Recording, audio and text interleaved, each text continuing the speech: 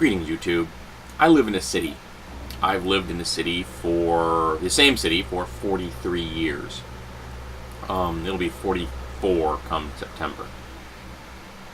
And if you're poor in a city, life isn't easy. But there are some forms of infrastructure that do help you. There is a fairly lame public transportation system in my city. The buses do exist, but their routes are limited, and they don't run all that many hours. But they exist. So it's not impossible to get from point A to point B to do things like laundry, or groceries, or get to needed services such as hospitals, or the city hall, or anywhere else that you need to go to. Unemployment, social security offices, things like that. It's difficult, but it's not impossible. There are also taxis, if you can afford them. Not many. My city actually doesn't have many taxis. It kind of surprised me recently. They were all taken off the roads because they all failed inspections. And there actually weren't that many of them. There were like 36 taxis that served my city or something like that. But if you're poor and you live outside a city, in the suburbs, it gets worse. Because the infrastructure that sort of exists inside the city is gone. There are no bus routes. There may be no taxis that serve you at all. There may not be sidewalks for you to walk on.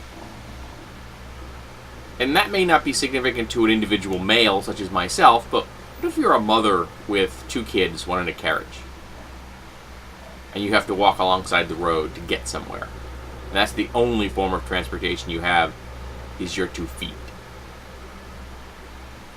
Because if you're poor, there's a very good possibility you can't afford a car or the insurance to cover a car. And we like to ignore these things. And of course it gets even worse if you're poor in the urban areas. I mean in the rural areas. So if you're way out in the rural areas, it gets worse. Now this is some information I found amazing. That between 2000 and 2011, poverty went up 29% in the urban environments. 29%. That's appalling. But in suburban environments, it went up 64%. And remember what I'm talking about. This is America, the wealthiest, most powerful nation on the planet, possibly in history. And this data I'm discussing here is from the Brookings Institute, a conservative entity, one that leans really far to the right. And yet, even they are admitting there are huge amounts of poverty both in the cities and in the suburbs. So what are we doing? Of course, nothing. We're not doing anything. Because what we're going to do, as we do all the time, is that the conservative propaganda machine, their media machine, will just cast the poor people of the suburbs the way it casts the poor people of the urban environments as moral failures. Because in America, if you're poor, it's your fault. You did it. It has nothing to do with the fact that the economy tanked thanks to conservative efforts to funnel all of our income into the pockets of the wealthy. It has nothing to do with the fact that we protect businesses and banks and things like that more than the American people. It has nothing to do with the fact that we've undermined education, infrastructure, public transportation, all of these things. Doesn't matter. It doesn't matter we're cutting food stamps in America to give farm subsidies. No, that doesn't matter. In America, if you're poor, it's your fault. And that's the drum that they will keep beating. Because as long as they can get the middle class to be fighting with the poor, and the poor fighting with the homeless and the really, really poor, that means that all this squabbling over the scraps of our nation means that we're not looking at the people who actually have the wealth of our nation, the 1%. The people that stole it from us. The people that took the wealth that we created and have stuck it into their bank accounts and are sitting on trillions of dollars doing nothing with it.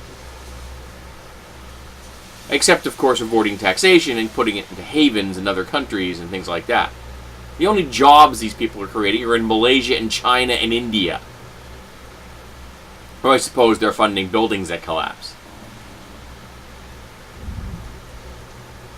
So, we are being encouraged to fight amongst each other, as opposed to stop fighting amongst each other and turn our eyes to the people who instigated the fights, who've created the situation that causes Americans to be in this situation, to be in this abysmal condition, or 64% increase in poverty in the suburban environments.